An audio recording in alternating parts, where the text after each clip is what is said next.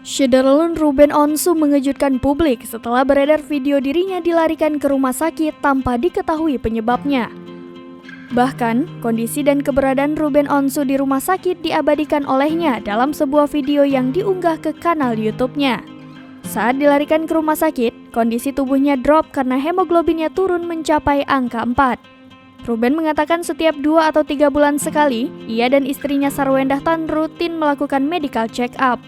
Lalu, per 6 bulan melakukan tes darah agar mengetahui kondisi kesehatannya. Sebab Ruben menjadi salah satu presenter yang laris dan wajahnya menghiasi layar kaca untuk menghibur masyarakat.